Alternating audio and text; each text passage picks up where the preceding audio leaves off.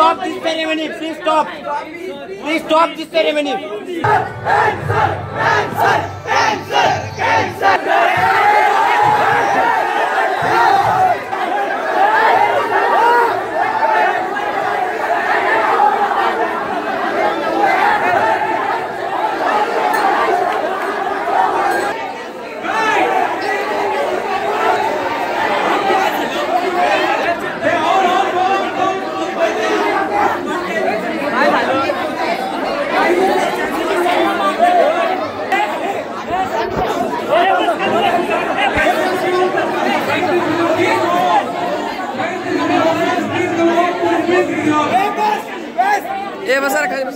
Vinayak mission research foundation अर्थात AVIT यांच्या वतीने नुकत्याच पार पडलेल्या all India inter university mallakhamb स्पर्धेवर गंभीर गैरव्यवहार आणि अपारदर्शक निकालांचे आरोप होत असून देशभरातील मल्लखांब खेळाडूत आता संतापाची लाट उसळली आहे।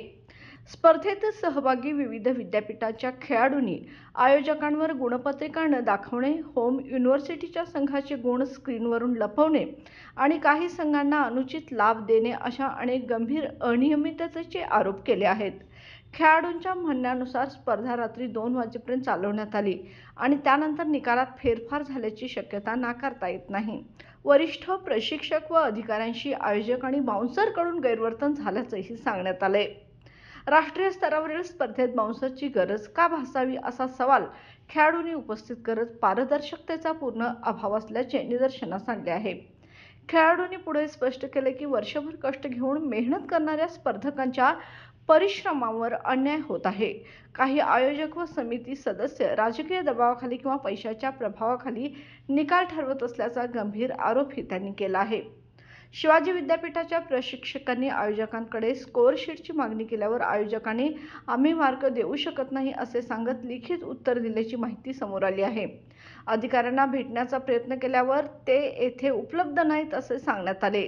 या पार्श्वभूमीवर खेळाडू व प्रशिक्षकांनी हँगिंग मल्लखांबचे स्कोअर, स्क्रीनशॉट्स आणि व्हिडिओ क्लिपसह पुरावे सादर करत चौकशीची मागणी केली आहे। आता association of Indian universities AIU आणि संबंधित राज्य व राष्ट्रीय क्रीडा प्राधिकरणांनी या प्रकरणात हस्तक्षेप करून सत्य परिस्थिती सर्वांसमोर आणावी अशी मागणी आता देशभरातील खेळाडूंकडून होत आहे। दरम्यान सोशल मीडियावर मात्र क्रीडेत राजकारण आणि भ्रष्टाचार थांबवा हा खेळाडूंचा नारा जोरदार व्हायरल होत असून क्रीडा क्षेत्रातील पारदर्शकतेवर नव्याने आता प्रश्नचिन्ह निर्माण झाले आहेत।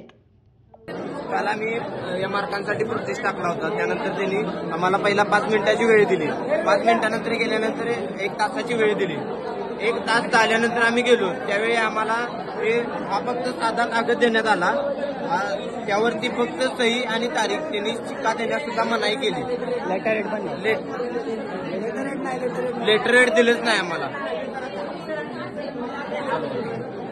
जर अशाच प्रकारे होत राहिले तर त्यांनी हे आणि सांगितलं काय की आम्ही मार्क्स अलाउन करू शकत नाही, काय उपटायची ती उपट, ही कुठली भाषा आली?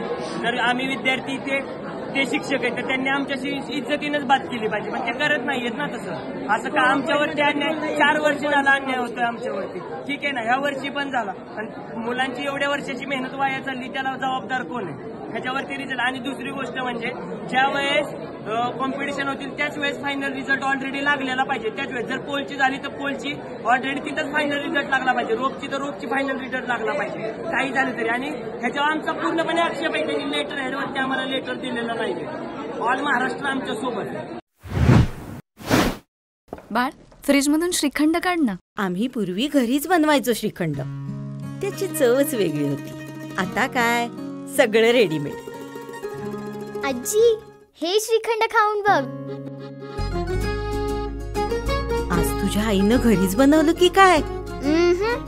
हे आहे गोकुळचं श्रीखंड, अगदी जिभेवर रेंगाळणार। जिभेवरच नाही तर मनावरही रेंगाळणार। गोकुळ श्रीखंड, मनावर रेंगाळणार।